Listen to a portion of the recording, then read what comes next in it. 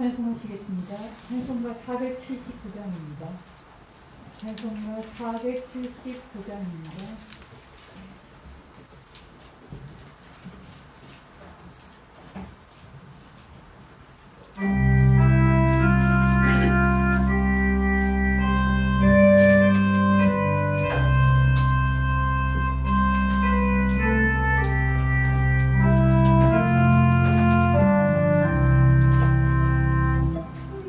내 안에 있는 곳을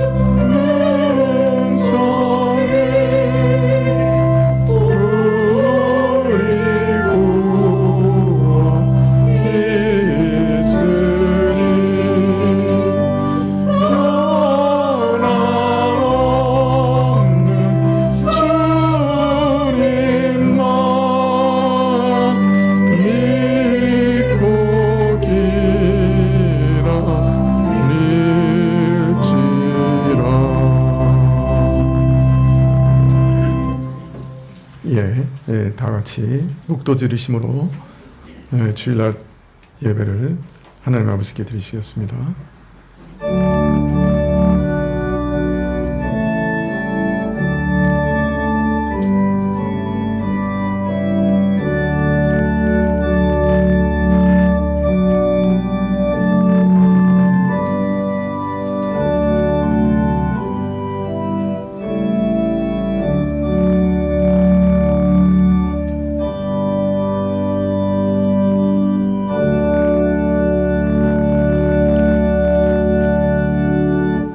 우리 하나님 여호와께서 우리가 그에게 기도할 때마다 우리에게 가까이 하심과 같이 그 성신의 가까이함을 얻은 나라가 어디 있느냐? 오늘 내가 너희에게 선포하는 이 율법과 같이 그 규례와 법도가 공의로운 큰 나라가 어디 있느냐? 오직 너는 스스로 삼가며 내 마음을 힘써 지키라. 아버지 하나님, 오늘도 주의 얼굴을 뵈려 주 앞에 나온 우리에게 매우 가까이 계심을 믿습니다. 저희가 옛날 지성소에 들어가 주를 배웠던 대제사장처럼 하늘의 지성소에 저희가 가까이 나아가 예배드리오니 저희 모든 예배를 받아주시옵소서. 저희 마음을 참으로 지키게 하시고 예배 가운데 엎드려 참으로 마음으로 하나님께 경배드리게 하옵소서. 저희 죄를 온전히 사하시기를 원하고 정결한 양심으로 주 앞에 서게 하시기를 구할 때 예수님의 이름으로 기도합나이다. 아멘. 네, 찬송가 7장입니다.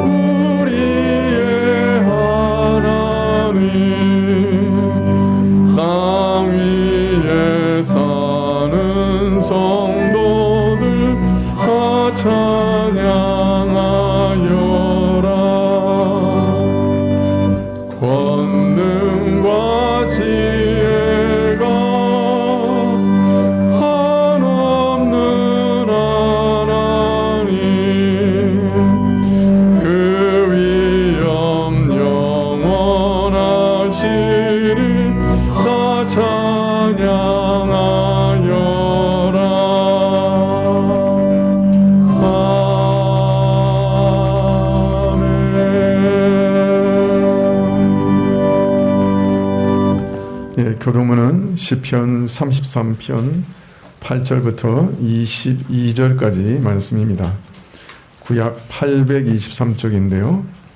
시편 33편 8절부터 22절 한 절씩 교독하시죠. 온 땅은 여호와를 두려워하며 세계 모든 거민은 그를 경외할지어다.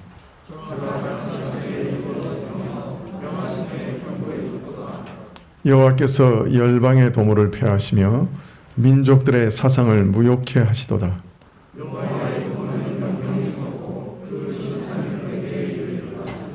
여호와로 자기 하나님을 삼은 나라 곧 하나님의 기업으로 빼심받은 백성은 복이 있도다.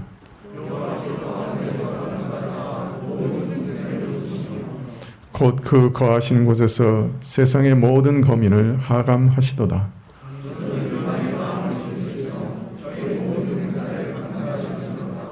많은 군대로 구원 얻는 백왕이 없으며 용사가 힘이 커도 스스로 구하지 못하는도다.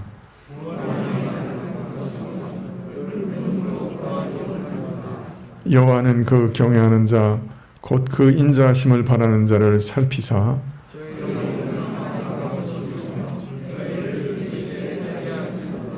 우리 영혼이 여호와를 바라며 저는 우리의 도움과 방패시로다.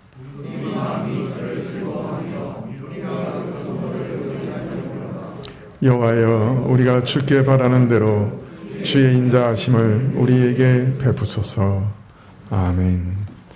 예, 사도신경으로 우리 신앙을 고백드리겠습니다. 전능하사 천지를 만드신 하나님 아버지를 내가 믿사오며 그 외아들 우리 주 예수 그리스도를 믿사오니 이는 성령으로 잉태하사 동정녀 마리아에게 나시고 본디오 빌라도에게 고난을 받으사 십자가에 못 박혀 죽으시고 장사한 지 사흘 만에 죽은 자 가운데서 다시 살아나시며 하늘에 오르사 전능하신 하나님 우편에 앉아 계시다가 저리로서 산 자와 죽은 자를 심판하러 오시리라. 성령을 믿사오며 거룩한 공예와 성도가 서로 교통하는 것과 죄를 사하여 주시는 것과 몸이 다시 사는 것과 영원히 사는 것을 믿사옵나이다. 아멘.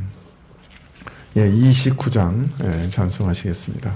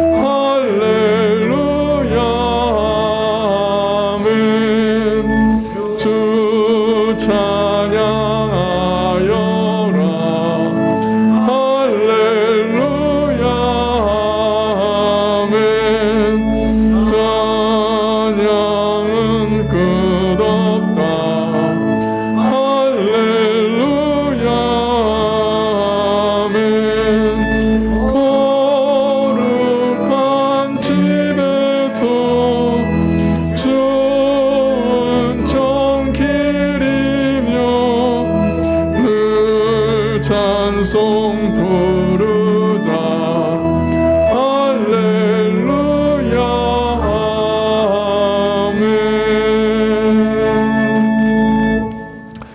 아멘. 다음 주일부터 오후 예배와 주일학교 그리고 점심 식사를 다시 시작할 것인데요. 이에 대해서 우리 김세희 집사님 잠깐 나오셔서 광고해 주시겠습니다.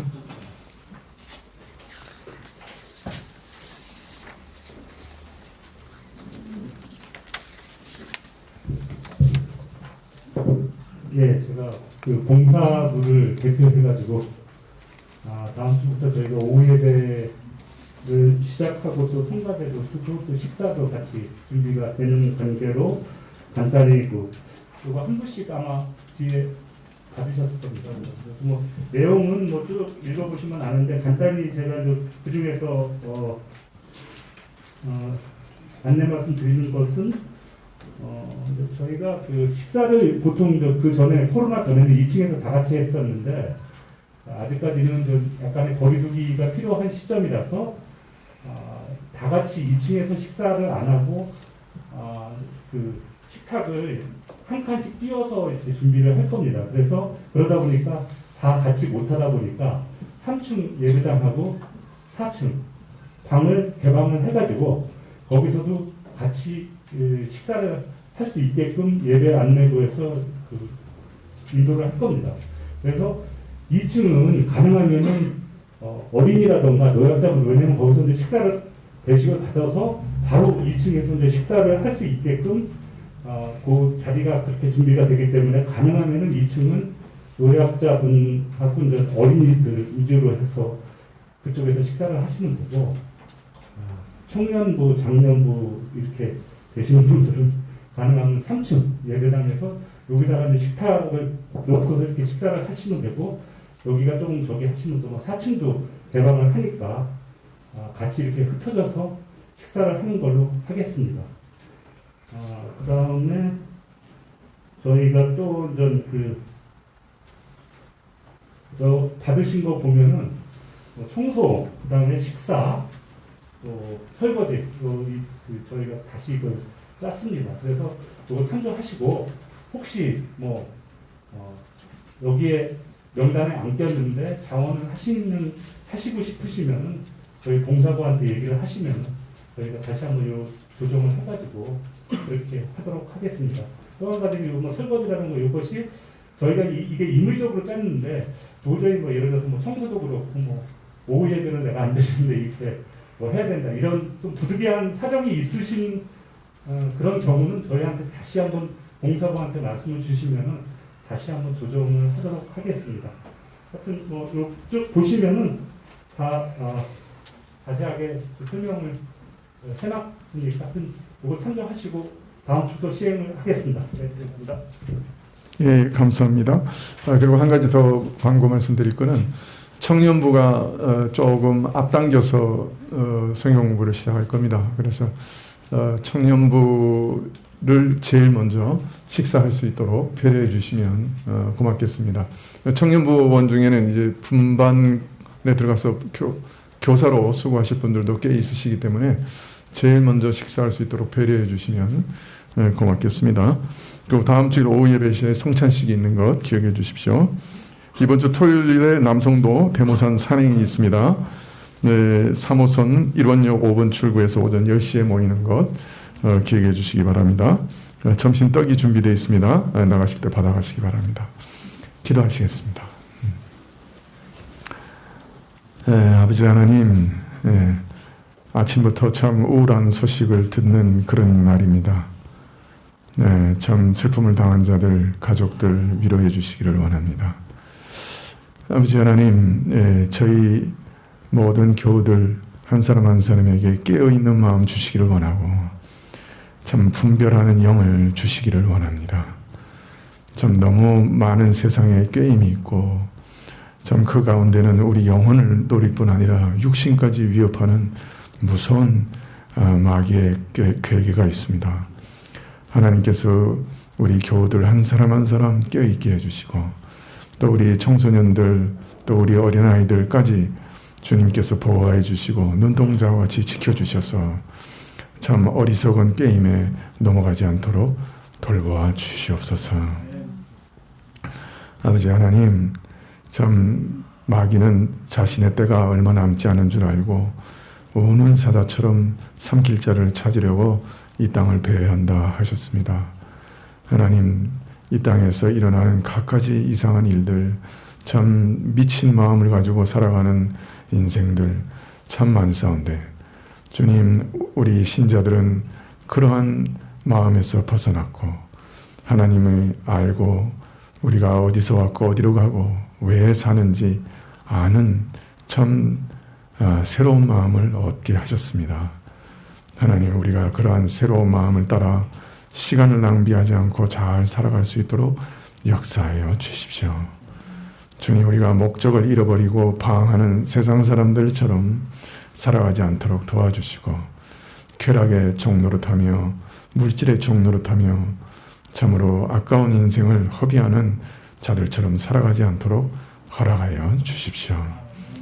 하나님, 우리가 하나님의 영광을 위해 부르심을 받았고 우리의 주인 되신 주의 뜻을 이루기에 이 땅에 있는 자들임을 깊이 믿게 하시고, 한 걸음 한 걸음 무엇을 하든지 주께 묻고 주의 뜻을 따라 행할 수 있도록 허락해 주십시오. 내가 이 일도 하고 저 일도 할 것이다 할 때 주의 뜻이면 이 일도 하고 저 일도 할 것이다 항상 고백할 수 있는 은혜를 주시기를 구합니다. 아버지 하나님, 참 하나님 앞에서 대학의 문을 두들기며 또 그 결과를 기다리며 또 하나님의 응답하심을 기대하는 자들이 있었는데 하나님께서 크게 긍휼히 여겨주시고 열린 문을 두시기를 간절히 기도드립니다. 아버지 하나님, 저희가 이제 예배를 회복하고 점심 식사를 할 것인데 코로나가 너무 기승을 부리지 않도록 도와주시고 또 교회 안에 코로나로 인해 어려움 당하지 않도록 눈동자와 같이 보호해 주시고 특별히 우리 어린 자녀들 지켜주시기를 간절히 기도드립니다. 오늘도 주님 앞에 헌물 드릴 때 우리 자신을 대표해서 드렸사오니 우리 자신을 받아주시기를 원하고 하나님께 찬양 드리는 것 받아주시고 말씀을 선포할 때 듣는 길을 허락해 주십시오. 모든 것 주님께 의탁하옵고 예수님의 이름으로 기도합나이다. 아멘. 말씀은 골로새서 1장 23절입니다.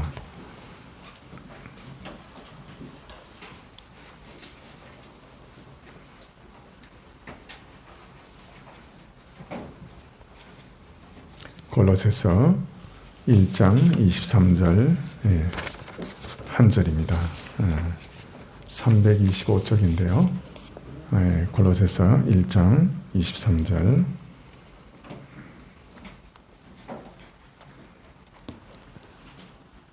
만일 너희가 믿음에 거하고 터 위에 굳게 서서 너희 들은 바 복음의 소망에서 흔들리지 아니하면 그리하리라.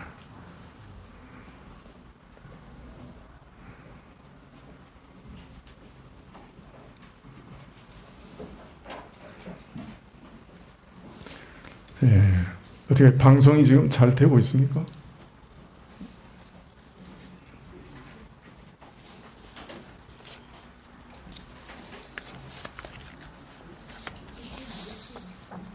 예?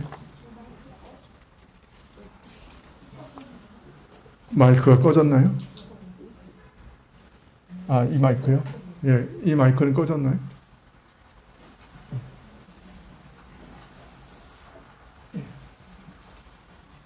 예, 마이크가 조금 울리는 것 같죠? 예, 지금 정확하게 전달이 안 되고 계속해서 좀 울리고 있는 것 같아요. 예, 조금 조절해 주십시오. 예, 그리고 제 핸드폰에는 이 실황 중계가 안 되는데 중계가 되고 있습니까? 이제 됐네요. 예.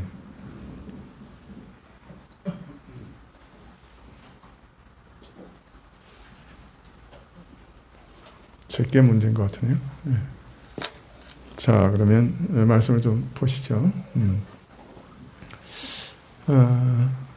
하나님께서 구원을 우리 안에 이루어 가실 때 철저히 자신의 은혜로 말미암아 홀로 이루어 가신 것이 분명하지만은 근데 신기하게도 이 과정에는 신자 자신이 선택하고 믿고 순종하는 일도 거기 포함되어 있다. 그리고 우리가 이런 사실을 잘 이해해야 된다. 그렇게 말씀을 드렸습니다. 우리 구원은 하나님의 은혜의 토대와 기반을 두고 오직 은혜가 구원의 열매들을 맺는 것이 사실입니다.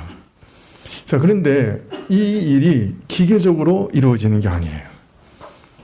신자가 선택하고 신자 자신이 순종하고 또 심지어 신자 자신의 행실에 대해서 자신이 책임지는 방식으로 이루어지는 겁니다.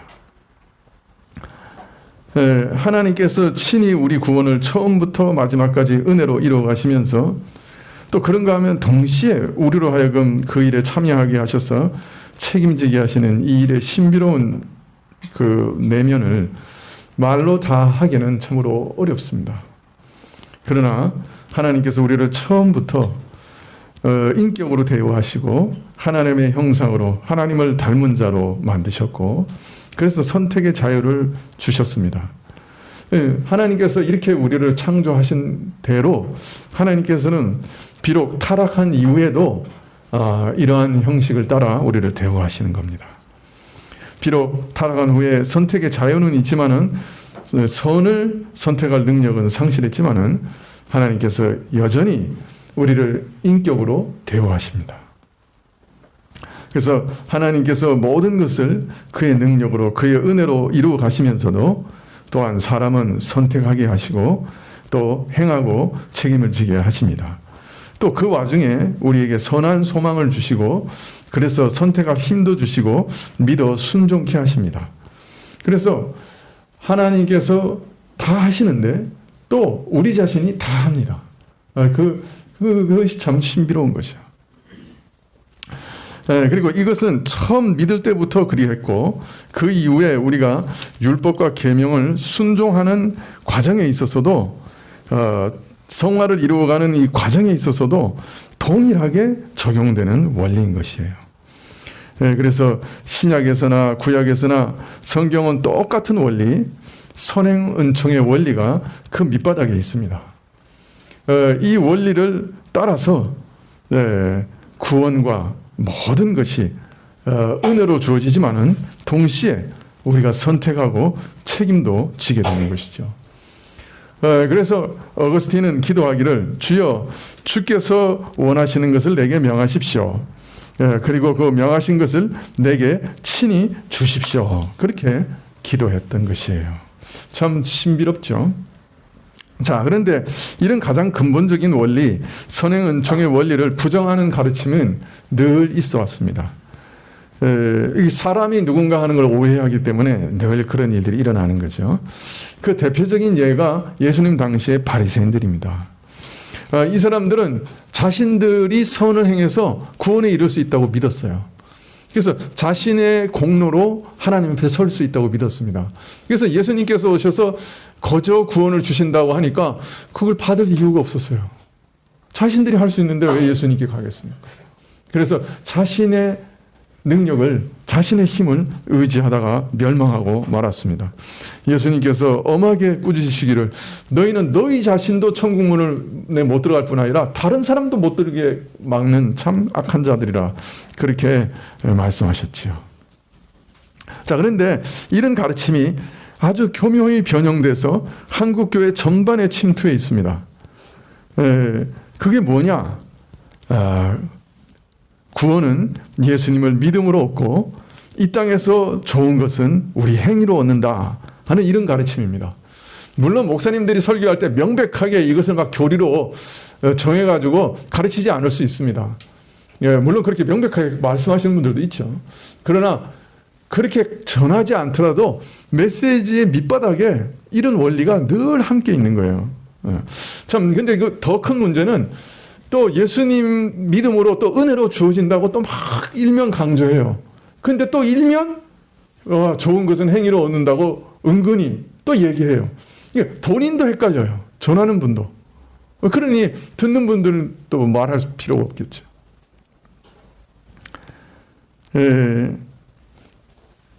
명시적으로는 가르치지 않아도 은연중에 설교와 간증 이런 것들을 통해서 교회 생활 가운데 이런 원리를 밑바닥에 깔고 가르치고 있습니다.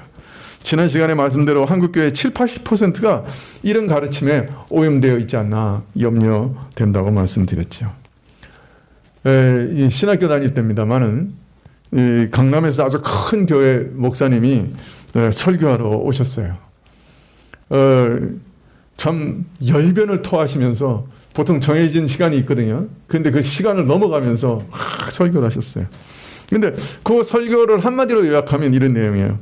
자신이 교회를 개척해서 이렇게 큰 교회를 이루고 많은 성도들을 모아 목회하게 된 것은 자신이 처음 개척할 때부터 늘 비닐을 뒤집어 쓰고 산에 올라가서 하루에 몇 시간씩 부흥을 위해 기도했기 때문에 이렇게 큰 교회를 이루게 됐다 하는 그런 내용이었습니다.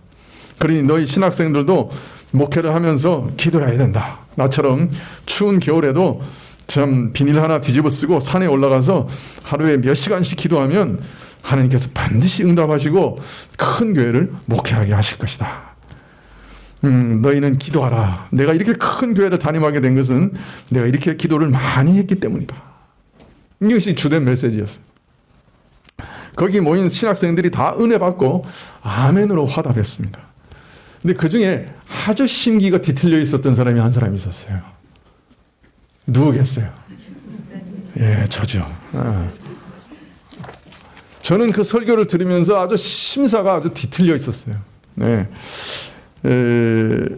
얼핏 들으면 내가 큰 교회를 이루게 된 거는 이 기도라는, 내가 이 비닐 뒤집어 쓰고 하루에 몇 시간씩 기도한 그 기도 때문에, 즉 그 기도의 공로 때문이다, 이렇게 오해할 수가 있는 거예요. 내가 기도라는 행위를, 선행을 열심히 했더니 하나님께서 그 행위를 보시고, 그 기도 행위를 보시고 하나님께서 좋은 것을 주셨다, 이렇게 오해할 수 있는 거예요. 근데 더 나쁜 것은 적은 교회에서 고생하시면서 목회하시는 분들은 뭘 하지 않았기 때문에 그렇게 고생하는 거예요. 네? 기도하지 않았기 때문에. 그렇게 돼버리는 거예요, 결론이. 정확히 말하면 기도의 시간과 행위가 부족했기 때문에 부응하지 않는 거예요. 이렇게 들릴 수가 있는 거죠. 이 땅에 좋은 것도 오직 은혜로 하나님께서 그 선하신 뜻대로 나눠주시는 것이요, 또 기도하고 간구하는 자들에게 기쁘신 뜻을 따라 나눠주시는 것입니다. 기쁘신 뜻 가운데 먼저 사모하는 마음을 주시고 기도하게 하시고 오직 은혜로 예수님의 이름으로 드리는 기도, 그 예수님의 이름만 보시고 응답하여 선물로 주시는 겁니다. 예. 따라서 이 목사님이 이렇게 얘기하셨으면 참 좋을 뻔했어요. 내게 부흥을 사모하는 마음을 주셔서 내가 참 많이 기도했는데 부흥을 주셨다. 너희도 기도해라. 하나님이 좋은 것을 예비하시고 주실 것이다. 그러나 이 모든 것은 참으로 하나님의 은혜다. 이렇게 말씀하셨으면 참 좋을 뻔했어요. 그런데 기도 많이 했기 때문에 이 기도라는 행위가 너무 강조돼서 내가 행한 것이 원인이 되고, 그래서 하나님께서 그 대가로 좋은 것을 주셨다. 뭔가 초점이 잘못 맞췄어요. 율법주의, 공로주의 냄새가 나고 결론도 잘못된 거죠. 예전에 우리 합신의 후배 하나가 이제 교회를 개척하는데, 그래서 제가 참 하나님께서 함께 하시면 좋겠다, 그렇게 덕담을 했더니 이 후배가 하는 말이, 목사님 걱정하지 마세요. 저희가 대대로 믿어온 집안인데 우리 어머니, 저희 아버지, 뭐 친척들 기도로 엄청나게 쌓았어요. 저를 위해서. 그래서 저 잘 될 겁니다. 염려하지 마세요. 듣고 보니 또 같은 학교 후배라 두들겨 팰 수도 없고 어떻게 가르쳐야 될지 막막한 거예요. 합신 나왔는데 신앙은 완전히 미신이야. 어떤 면에서는.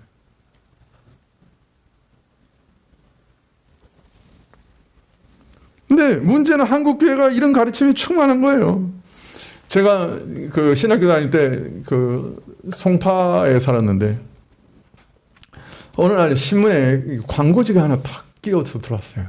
이 광고지가 들어왔는데 내용이 기가 막힌 내용이에요.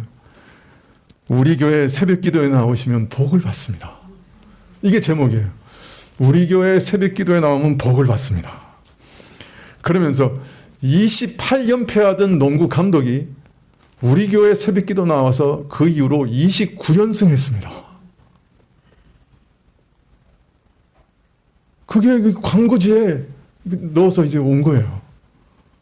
어디서 보냈나 했더니 명성이 높은 교회에서 보냈더라고요. 그 당시 이제 이 명성이 높은 교회에 막 이 사람들이 막 몰려갈 때예요. 그때 막 이제 성장할 때인데 그 이제 그런 광고지를 막 뿌리고 있는 거죠. 여러분, 하나님께서 살아계시다는 거 보여주시기 위해서 그 감독에게 그런 기적 베푸실 수 있어요. 너무 28연패 하니까 얼마나 답답하겠어요. 새벽 기도에 가서 하나님 정말 저 쫓겨납니다. 저희 가족들 먹여 살리게 도와주십시오. 기도했겠죠.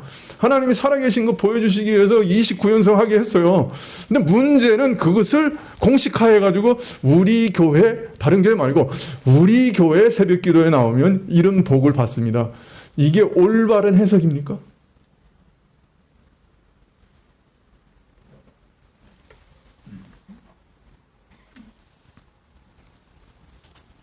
새벽 기도라고 하는 행위를 명성교회라고 하는 더 좋은 교회 가서 행하면 이런 복을 받는다. 이게 기독교입니까?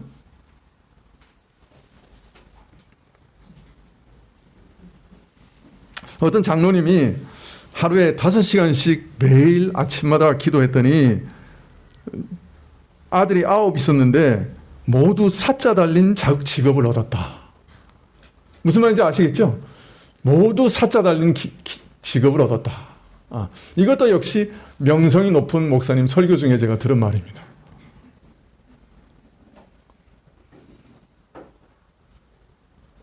여러분도 아침마다 5시간씩 기도하시기 바랍니다.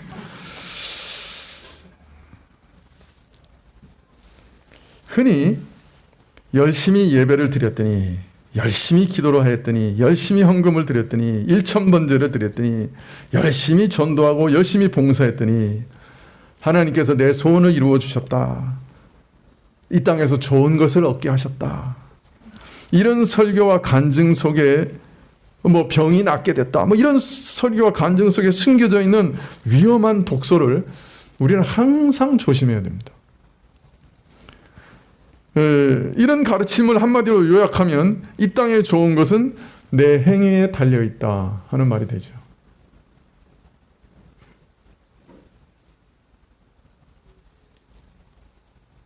그런데 이런 가르침은 신자들을 율법의 원리 앞에 세우고 맙니다.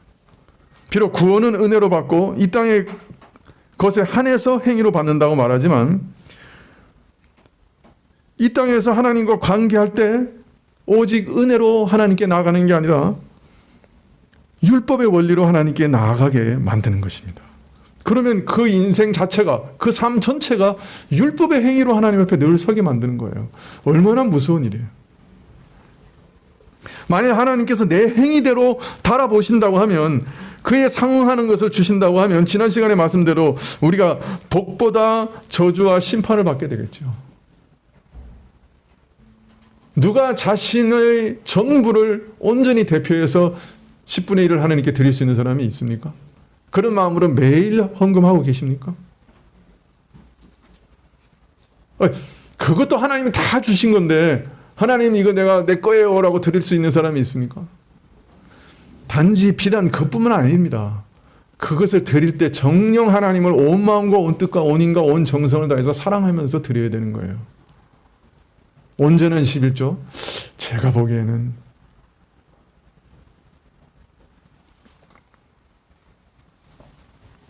그래서 부자 됐다고요?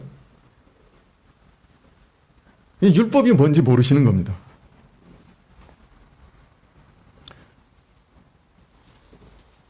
복보다 저주와 심판을 받게 돼요.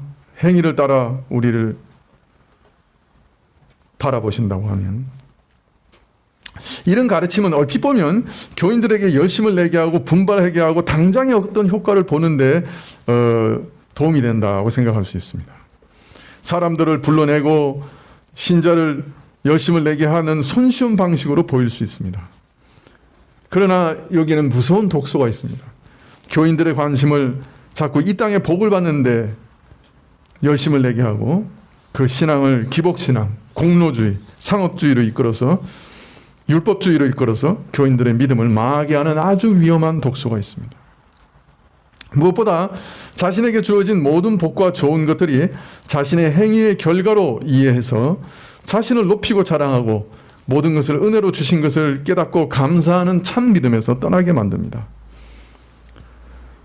좋은 것을 얻은 신자들은 자신들이 올바르고 좋고 참된 행위를 함으로 하나님께 어여쁨을 받고 그로 인해 이 모든 좋은 것을 얻게 되었다 생각하여 자랑하고 교만하게 만들고, 반면에 좋은 것을 얻지 못하고 어렵고 가난하고 낮아진 사람들은 내가 하나님의 미움을 받고 있으며 심지어는 내가 하나님의 저주를 받았다 생각하게 만듭니다. 그러나 진실을 말하면 믿음과 행실이 좋지 못한 신자들 중에도 이 땅에 좋은 것을 넘치게 받는 사람들도 있고, 또 반면 믿음과 행실이 참으로 좋은 신자들 중에도 이 땅에서 가난하고 병들고 낮아지고 핍박받는 사람들도 많은 것이에요. 즉 이 땅에서 좋은 것을 받았는가 받지 못했는가로 사람들의 믿음과 경건을 평가하면 매우 큰 오해를 불러일으켜서 많은 사람들을 실족하게 할 수 있습니다. 특히 가난하고 병들고 어려운 신자들에게는 2중 3중의 어려움을 주게 되죠. 저 사람들은 교회 안에서 낙인을 찍히는 그런 일이 일어나는 거죠. 저 사람들은 뭔가 부족한 사람들이야. 기도나 경건이나 헌금이나 봉사나 무엇인가 부족해서 저런 어려움을 겪고, 이런 낙인 찍는 일들이 일어나는 거예요. 이런 잘못이 한국교회에 얼마나 많으며 또 얼마나 많은 사람들이 실족하고 그래서 교회를 떠났는지 생각하면 사실 몸서리가 쳐질 정도입니다. 얼마나 많은 사람들이 이런 일 때문에 교회 안에서 실족했습니까?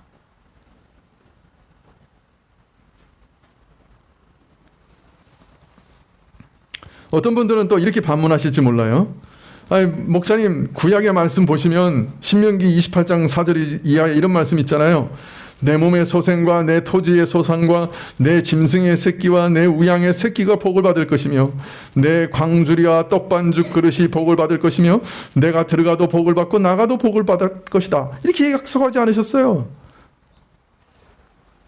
여러분 한번 생각해 보세요. 이 말씀이 예수님이 우리에게 주신 말씀과 뭐가 다르죠? 마태복음 6장 31절 이하에 이렇습니다. 그러므로 염려하여 이르기를 무엇을 먹을까 무엇을 마실까 무엇을 입을까 하지 말라. 너희는 먼저 그의 나라와 그의 의를 구하라. 그리하면 이 모든 것을 너희에게 더하시리라. 떡을 더하시고 새끼양을 더하시고 반죽 그릇에 먹을 것을 더하시겠다. 뭐가 다르죠?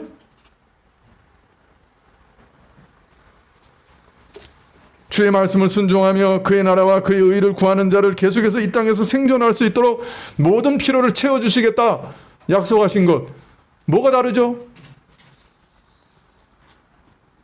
여러분, 짐승 새끼가 복을 받고 떡광주리가 복을 받고 나가도 복을 받고 들어가도 복을 받는 이 약속이 부자 되고 재벌 된다는 얘기입니까?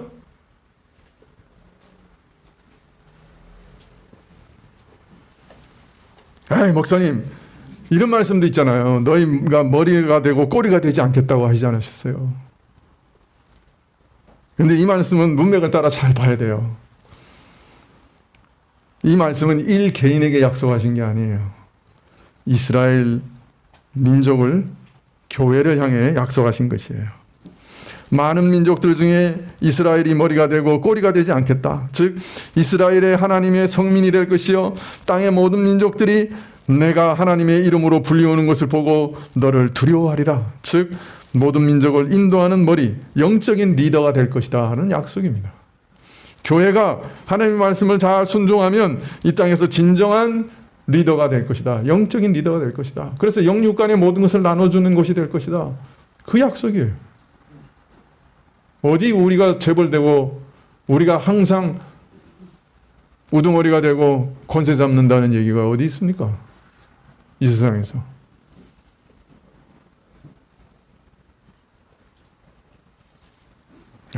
목사님, 그래도 아브라함, 야곱, 이삭도 부자고 다윗도 솔로몬은 갑부였잖아요. 그러나 여러분, 구약의 선지자 중에는 너무나 가난해서 어떤 사람들은 동굴 속에서 떡과 물로 연명하고, 엘리사 시대의 어떤 선지자는 죽은 후에 빚을 못 갚아서 두 아이가 노예로 팔려갈 처지였고, 또 선지 생도들이 먹을 것이 없어 들풀을 끓여 먹다가 식중독에 걸린 일도 있었습니다. 왜 그건 안 읽어봅니까? 반면 다윗을 폄하했던 그 당시 악하고 완고한 사람의 대명사였던 나발도 엄청난 부자였습니다. 경건한 자는 모두 부자 되고 선을 행하는 자는 모두 이 땅에서 잘 됩니까? 이 일을 자꾸 가르치는 분들은 구약에서 많은 말씀들과 인물들을 가지고 오는데요. 사실은 자신들이 원하는 말씀만 쏙 빼가지고 와서 인용하는 거예요. 그죠?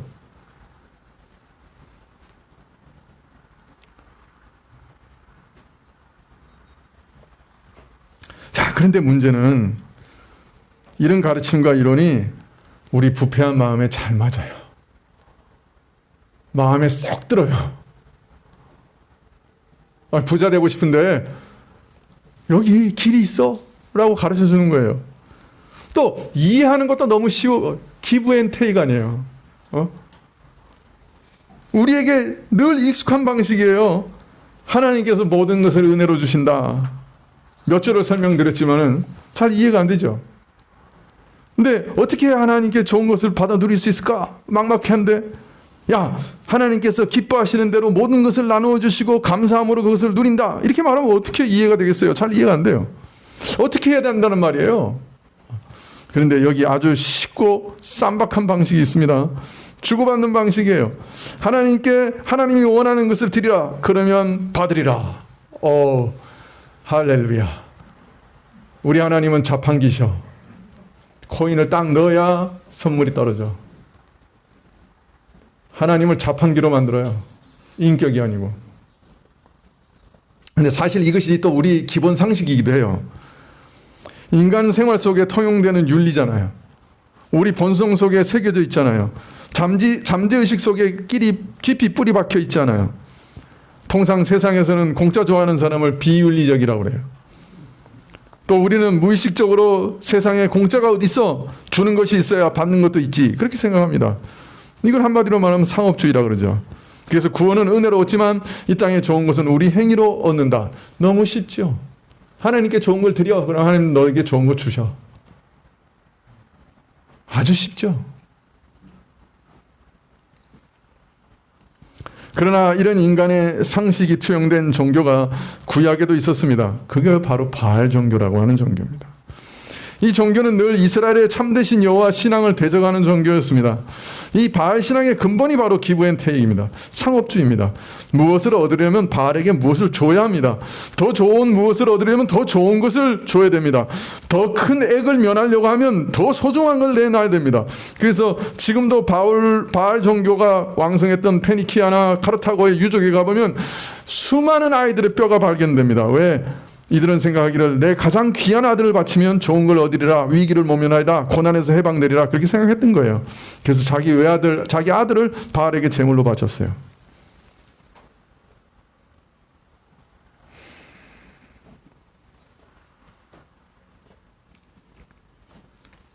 그러나 하나님께서는 이런 상업주의를 참으로 싫어하십니다. 증오하신다고 말할 수 있습니다. 우리에게 너무나 익숙한 것이고 상식적인 것이지만 그러나 이것이 하나님 아버지께 나아가는 아들의 자세는 아닙니다. 지난 시간 우리가 종이기 때문에 공로주의, 상업주의가 전혀 적용될 수 없다고 말씀드렸지요. 그죠? 우리는 머슴이 아니에요. 대가를 요구할 수 없는 종이에요. 그리스도의 피로 인해 사신받았어요. 우리가 완벽하게 모든 걸 다 한다 할지라도 그 다 한 것으로 인해 대가를 얻을 수 없어요. 그러나 동시에 우리는 종이면서 아들이기도 합니다. 여러분, 상업주의와 가장 관계가 먼 인간관계가 뭘까요? 부자관계 아닐까요? 물론 우리 인생은 깊이 부패해서 부자관계도 무엇을 주고받아야 뭔가 끈끈하게 될 때도 있지만 그러나 어린아이 아들이 무엇을 해야 아버지로부터 밥을 얻어먹는 건 아니지 않습니까? 신발을 만들고 천을 짜고 석탄을 캐는 노동을 해야 아들이 밥을 얻어먹고 그 아버지의 아들이 될 수 있는 건 아니지 않습니까? 아무리 악하더라도 자신의 아들에게는 그렇게 하지 않지 않습니까? 하물며 하늘의 아버지께서 그렇게 하시겠습니까? 하나님 아버지도 내가 무엇을 드려야 나를 아들로 취급하는 그런 분이십니까? 내가 무엇을 드려야 좋은 것을 주시고 고난에서 건져주시는 그런 분이십니까?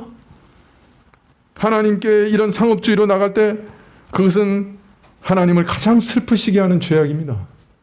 사실은. 근데 이걸 교회가 가르치고 있는 거예요, 지금.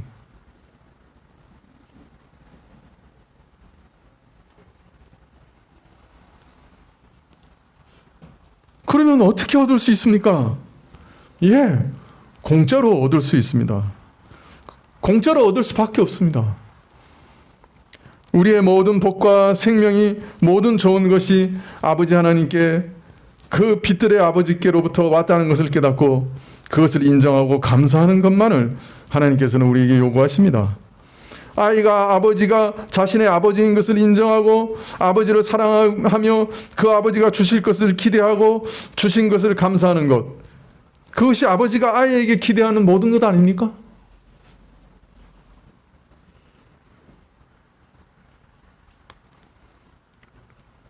하나님도 마찬가지십니다. 하나님은 우리 아버지십니다. 하나님께서는 이런 믿음만 요구하십니다. 하나님만 의지하는 이런 아들의 자세를 한마디로 믿음이라고 그러는 거예요. 아버지는 나에게 좋은 것을 주실 것이야. 기대하는 것을 믿음이라고 합니다. 하나님께서는 이처럼 우리가 하나님을 자신을 아버지로 여기고 믿고 따르기를 요구하십니다. 그런데 오늘 한국교회는 이 믿음을 행위로, 은혜를 상업주의로 변질시켰습니다. 이것은 바알적 기독교입니다. 하나님이 원하시는 것을 하면, 그것을 대가로 지불하면 내가 원하는 것을 얻어낼 수 있다고 가르칩니다. 하나님의 절대적인 긍휼을 바라고 엎드리는 것이 아니라, 구하는 것이 아니라 내가 먼저 하나님이 원하는 것을 이루어내므로 그 공로로 하나님의 복을 사고 고난을 면할 수 있다고 가르칩니다. 이 땅에서 얻는 것이 절대적인 하나님의 지혜와 은혜에 달려있는 것이 아니라 내 행위의 유무에 달려있다고 가르치는 것입니다. 그러나 이런 가르침은 구약에서 참 여호와 신앙을 변질시켰던 바알 신앙의 반영입니다. 종교개혁의 오직 믿음, 오직 은혜의 정신을 변질시키는 중세 천주교의 정신입니다.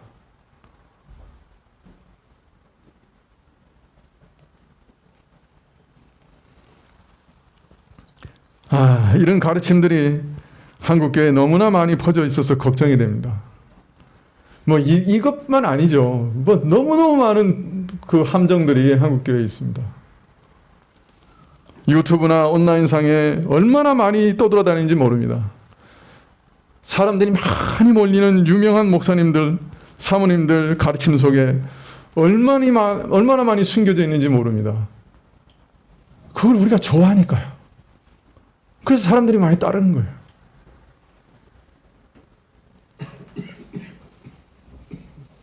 오직 믿음, 오직 은혜에서 떠난 가르침이 얼마나 많은지 모릅니다. 힘들고 어려움 가운데 있는데 은혜로 하나님께 나아가서 부르짖고 구하라. 구하고 구하는데도 응답이 없어. 답답한데 누가 와서 야, 여기 쌈박한 방식이 있어. 이렇게 하면 돼. 하나님이 원하신 것 이거 하면 돼. 지난번에 얘기했잖아요. 하는 일이 잘 안 되고 재정적으로 자꾸 어려우니까 권사님한테 찾아갔어요. 권사님이 너 11조 안 내고 있지? 11조 내면 재정적 문제 해결돼. 교회 11조 내라. 그것까지 좋았죠. 그 이전에 안 낸 것까지 다 갚아내라.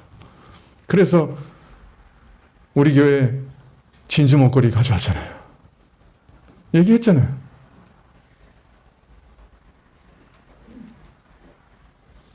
쌈박한 방식이 있다는 거예요. 해결하는. 하나님을 움직일 수 있는 쌈박한 방식이 있다는 거예요. 그 귀가 솔깃해지죠. 어려운데. 해결할 방식이 안 보이는데.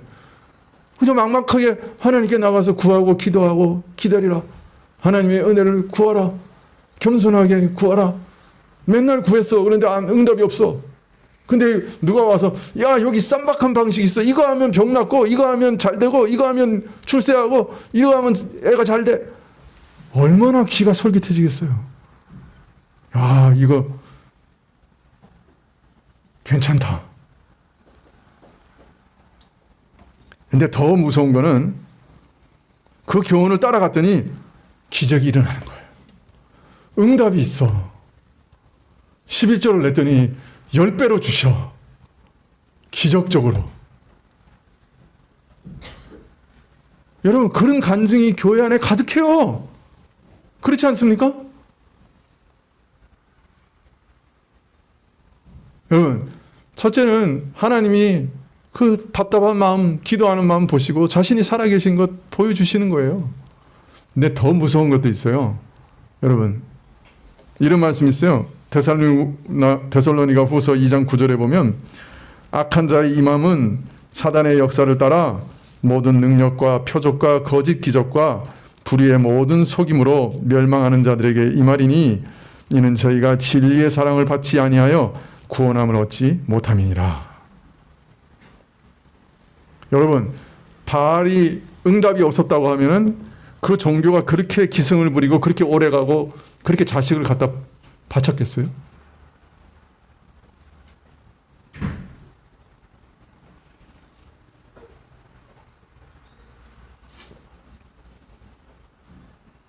한국교회에서 잘못된 복음을 전하는데 그 복음을 따라가면 뭐가 응답이 있는 것 같은 거예요. 실제로 뭐가 있어, 어떤 때는. 그래서 그게 이렇게 뿌리 깊은 거예요. 캐내지를 못하는 거예요. 바알 종교거든.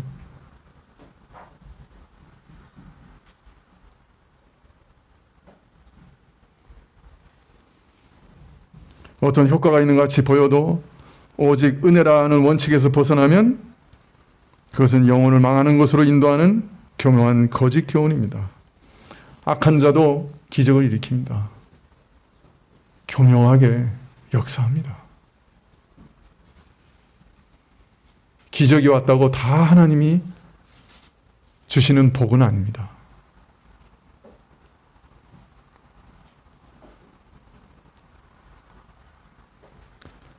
하나님과 인격적인 교제를 나누고 사랑을 나누는 것에서 벗어나서 문제를 해결하기 위해서 하나님께 나올 때 그것이 하나님께 나오는 가장 중요한 목적이 될 때 우리는 다른 길로 가기 참 쉽습니다. 아버지를 만나서 아버지와 사랑을 나누고 아버지 품에 안기고 그와 손잡고 동행하는 것이 목적이 아니라 아버지를 어떻게든 이용하고 움직여서 내가 원하는 것을 만들고 받아내려고 할 때 우리는 참 다른 곳으로 가기 쉬워요.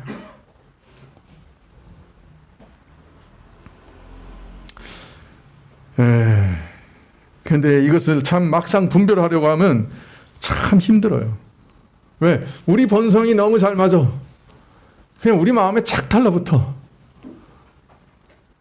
그래서 참 분별하기가 어려워요.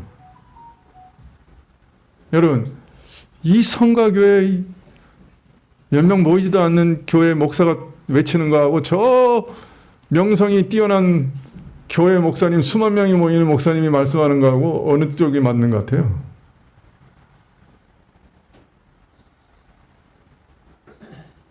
저쪽이 더 세 보이잖아요.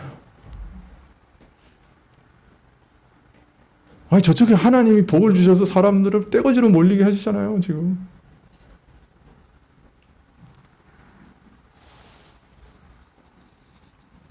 솔직히 말하면 그래서 누가 우리 교인 중에 어떤 목사님이 어떤 사모님이 잘 가르친다고 그 사람들 몰려간다고 우리 교우도 그런 데 가서 열심히 배운다 그러면 걱정이 돼요. 사람들이 많이 몰려가서 혹해서 간다 그러면 오직 은혜로 오직 믿음으로 그건 가르치지 않을 것 같아서 걱정이 돼요.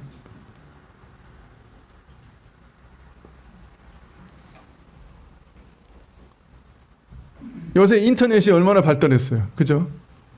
우리 교회도 또 밴드로 또 인터넷으로 예배드리고 있잖아요. 우리 교회만 보겠어? 수없이 올라오는 건데 그러면 또 다른 데도 들어가 보고 또 다른 것도 보고 그러겠죠. 그러다 보면 인기 있고 재밌는 거 얼마나 많겠어요. 그런데 그게 참 분별하기 어렵다고요. 우리 마음에 뭐가 착 달라붙을 때 여러분 조심하셔야 돼요.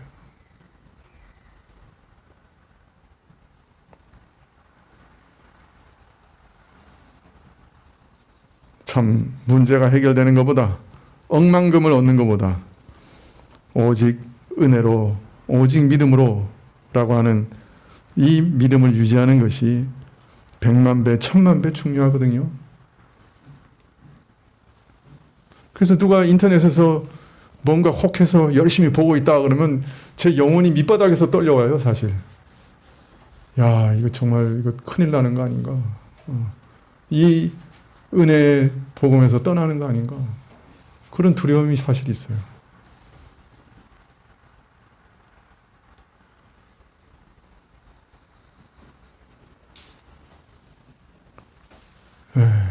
기도하시겠습니다.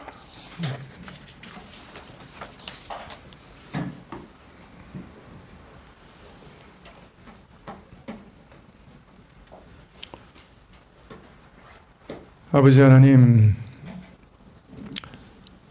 주의 그 아름답고 놀라운 은혜는 어찌 그렇게 우리 마음에 잘 와닿지 않는지요. 어찌 그렇게 우리 부패한 이성 가운데는 잘 이해가 되지 않는지 모르겠습니다. 하나님, 저희 어그러지고 어두워진 마음을 참으로 밝혀주십시오. 하나님 아버지의 그 사랑이 무엇인지, 그 아버지로서의 간절한 마음이 어떤 것인지, 아들까지 선물로 내어주신 그 은혜가 무엇인지 저희에게 가르쳐 주십시오. 타락하자마자 자신의 힘으로 부끄러움을 가려보려고 무화과 나무 잎으로 자신을 가렸던 그 본성이 우리에게 너무 깊이 뿌리 박혀 있어서 주의 은혜로우신 그 사랑이 우리 마음에 잘 와닿지 못하고 믿어지지 않습니다. 하나님, 주께서 역사해 주십시오. 저희 마음에 더 깊이 와닿게 해 주십시오. 주의 그 따뜻한 손길이 저희 손을 붙잡아 주시고, 주의 그 따뜻한 마음에 저희가 얼굴을 묻을 수 있도록 도와주십시오. 아버지의 사랑 안에서 진정한 자유를 빼앗기지 않도록 허락해 주십시오. 예수님의 이름으로 기도합나이다. 아멘. 188장 찬송하시겠습니다.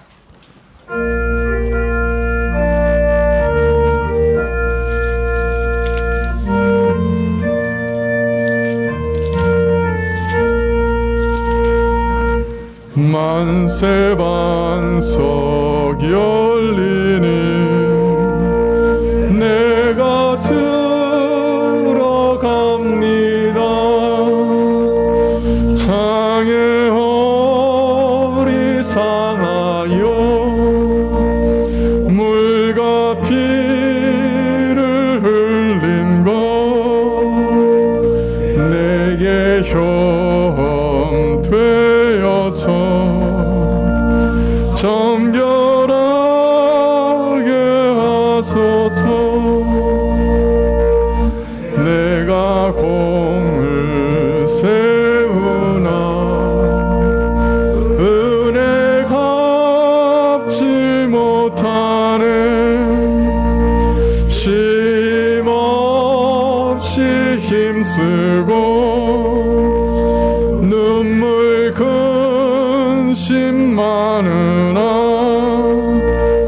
구속 못할 죄인을 예수 홀로 속하네. 빈손 들고 앞에 가 십자가를 붙드네. 의가 없는 자라도 도와주심 바라고 생명샘에 나가니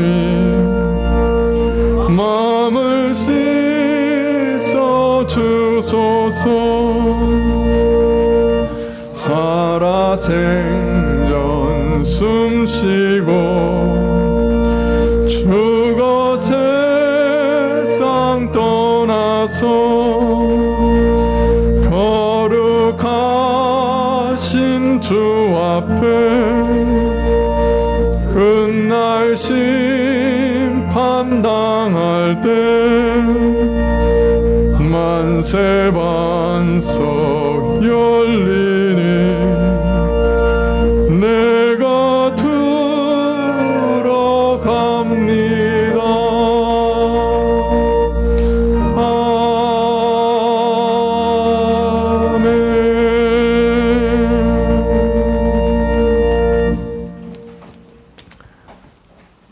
지금은 우리 주 예수 그리스도의 은혜와 하나님 아버지의 그 크신 사랑과 이 은혜와 사랑을 깨닫게 하시고 누리게 하시는 성령님의 교통하시고 역사하심이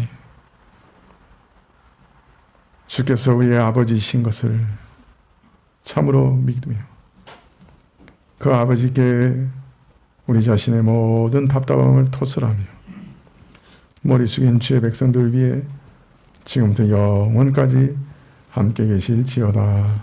아멘.